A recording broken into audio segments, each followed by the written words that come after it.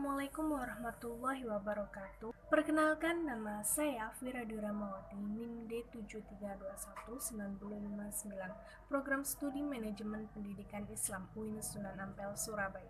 Di sini saya akan menjelaskan mengenai filosofi dan orientasi manajemen perkantoran modern. Yang pertama, pengertian filosofi. Filosofi adalah kerangka berpikir kritis untuk mencari solusi atas segala permasalahan, di mana solusi yang ditemukan untuk mengatasi suatu persoalan melalui berpikir secara kritis merupakan buah dari pemikiran filosofis. Yang kedua, pengertian kantor. Secara etimologis, kantor berasal dari Belanda kantor, yang maknanya ruang tempat bekerja, tempat kedudukan pimpinan, jawatan, instansi, dan sebagainya. Yang ketiga, pengertian manajemen.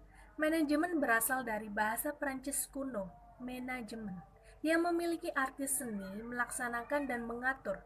Manajemen belum didefinisikan yang mapan dan diterima secara universal.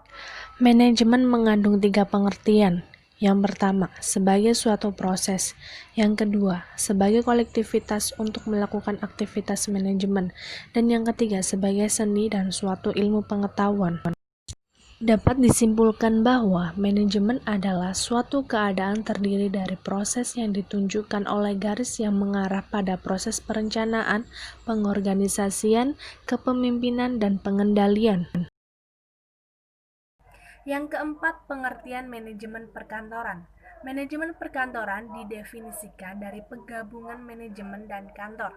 Menurut J.J. Danier, tahun 1973, bahwa manajemen perkantoran adalah pengarahan dan pengawasan sebuah kantor untuk mencapai tujuannya yang khusus dengan cara yang sehemat-hematnya. 5. Tujuan kantor. Menurut Mills tahun 1984, tujuan kantor didefinisikan sebagai pemberian pelayanan komunikasi dan perekam. Kemudian Mills memperluas menjadi fungsi kantor, yakni ada 5. Menerima informasi, merekam dan menyimpan, mengatur informasi, memberi informasi, dan melindungi aset. Pengertian orientasi. Orientasi adalah peninjauan untuk menentukan sikap, arah, tempat, dan sebagainya yang tepat dan benar atau pandangan yang mendasari pikiran, perhatian, atau kecenderungan. Konsep pekerjaan kantor. 1. Pengertian pekerjaan kantor, yakni merupakan rangkaian aktivitas yang berkisar pada pekerjaan kertas.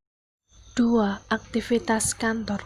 Menghimpun data, mencatat surat dan data lainnya, mengolah data, menggandakan data, mengirim informasi kepada orang lain, dan menyimpan data. Yang ketiga, macam-macam pekerjaan kantor menurut Leffingwell dan Robinson tahun 1973. Yang pertama, menerima pesanan, mengantarkannya, dan mengirimkannya. Yang kedua, membuat rekening. Yang ketiga, surat menyurat. Yang keempat, menyimpan workout. Yang kelima, menyampaikan hitan dan mengumpulkan perhitungan yang belum selesai. Yang keenam, memperbanyak workout. 4. Ciri-ciri pekerjaan kantor. Bersifat pelayanan, merembes kepada segenap bagian organisasi, dilakukan semua pihak. 5. Hasil pekerjaan kantor, meliputi surat, laporan, dan formulir. Yang selanjutnya ada fungsi manajemen perkantoran. 1. Fungsi perencanaan kantor. Perencanaan merupakan pedoman, garis besar atau petunjuk yang harus dituruti jika menginginkan hasil yang baik. Yang kedua ada tujuan perencanaan. Menurut Albert Silalai tahun 1987, yakni perencanaan adalah memberikan pengarahan kepada administrator maupun non-administrator.